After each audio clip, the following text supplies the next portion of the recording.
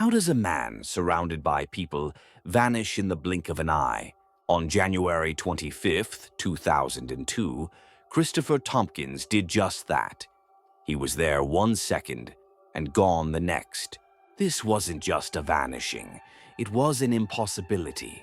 What was left behind and what was found 6 months later turns this from a missing person case into one of America's most baffling and terrifying unsolved mysteries. This is Christopher Kyle Thompkins, 20 years old. He lived at home with his mother, Ann Mackenzie, in Harris County, Georgia. The morning of Friday, January 25th, 2002, was completely normal. He got up, got dressed for his job as a surveyor, navy blue Dickies, a plaid jacket, a black skull cap, and his tan FUBU work boots. He said a normal goodbye to his mother and left for work at 8:10 a.m. His mother, Anne, would later state he was in good spirits, completely normal. He was fine. He would be gone in just over 5 hours. By 1:30 p.m., Christopher was deep in a remote, wooded and swampy area of Harris County. The air was cool, the ground wet. He was part of a 4-man survey crew tasked with mapping out the terrain.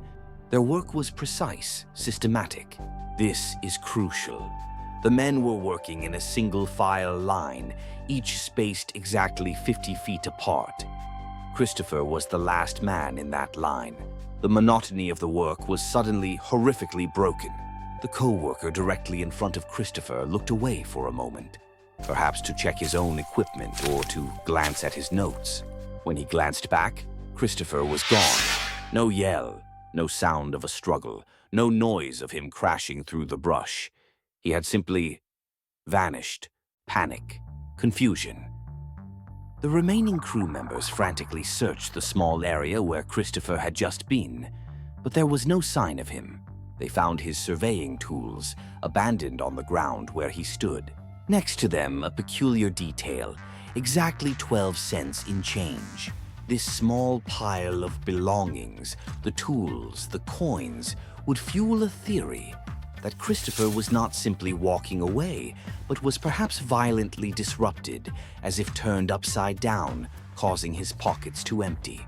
Then the first boot, one of his tan FUBU work boots, lay nearby, and snagged on a barbed wire fence, a single piece of blue fabric torn from his pants. This was not the scene of a man who simply walked away. This was the scene of someone forcefully removed from his clothing and potentially from the earth itself. And yet, the first alarm wasn't sounded until 4 p.m., 2.5 hours after Christopher vanished. His mother, Anne, would only be called at 4:15. What transpired during those critical hours remains unknown. What were the other 3 men doing or discussing as a young man's life hung in the balance? The initial search was hampered by the critical delay. With the crew waiting until 4 p.m. to call authorities, the winter sun was already setting, making an effective aerial search nearly impossible that first night. There are no public reports of successful tracking dogs picking up a scent trail leading out of the woods, further deepening the mystery of how a man could walk away without leaving a single trace. From the beginning, the story fractured.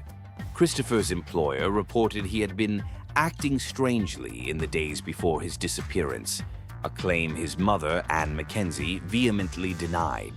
She saw him daily. He was fine. To her, this was a deliberate attempt to paint Christopher as a runaway. Then, the official records. The Nameless database, reflecting the co-worker's account, states he vanished in an instant. But the Georgia Bureau of Investigation's cold case page presents a different narrative. Christopher was last seen walking away from a survey job site. These 2 statements cannot both be true. One describes an impossible event, the other a convenient explanation. But all theories of Christopher walking away shatter when faced with the ultimate piece of evidence: the second boot. 6 months after Christopher vanished in July of 2002, his other tan FUBU boot was found. It was not discovered near the swampy work site. It was found miles away on a piece of private property located directly off the I-85 interstate. A man cannot vanish from one location, leaving a single boot, and then have his other boot appear, months later, miles away, next to a major highway unless he was moved. And if he was moved, then by whom and how? So, what really happened to Christopher Thompkins? The investigation leaves us with 4 distinct and disturbing possibilities. Theory 1. He wanted to disappear.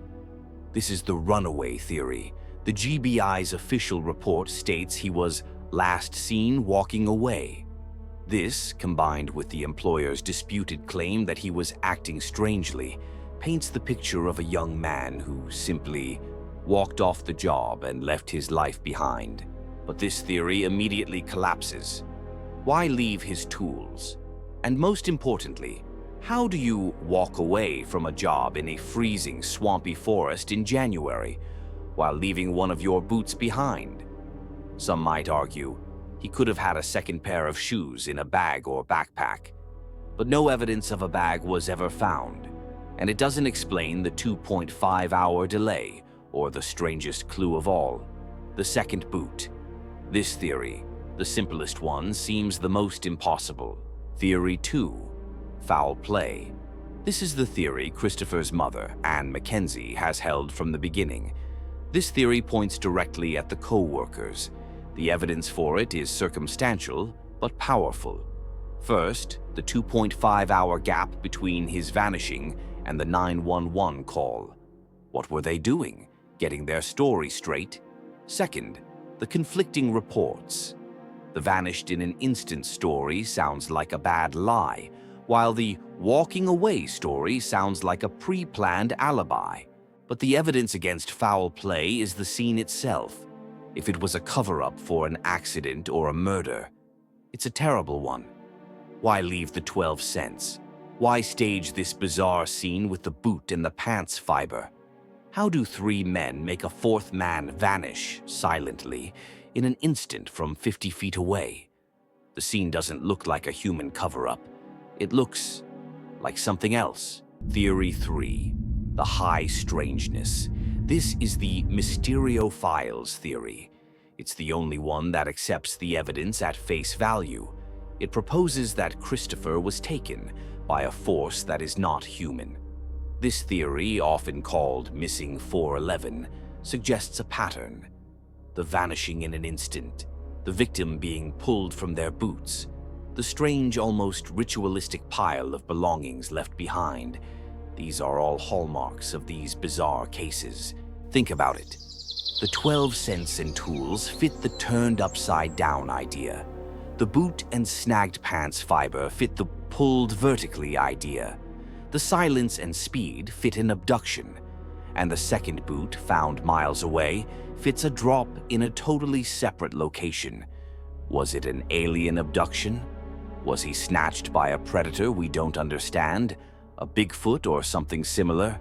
It sounds impossible, but it's the only theory that doesn't ignore the evidence. Theory 4. The unthinkable accident. Perhaps he fell into a deep, hidden sinkhole or was taken by a massive, silent animal, like a bear. But this fails to account for the scattered belongings and, critically, the second boot found miles away. His mother, Anne Mackenzie, never gave up hope, tirelessly searching for answers to her son's impossible vanishing. A 20-year-old man who said a normal goodbye and was erased in a fraction of a second. Was he the victim of a human lie, or the victim of an impossible, non-human truth? What happened in those woods remains one of America's most chilling and truly baffling mysteries. Our hearts go out to Christopher's mother, Anne, his family, and his friends. This isn't just a story, it's a profound loss that has left a family without answers for decades. We hope that one day they will find the peace and the truth they deserve. If this mystery chilled you to the bone, be sure to hit that like button and subscribe for more deep dives into the unknown. Until next time, stay creepy, Mysteriophiles.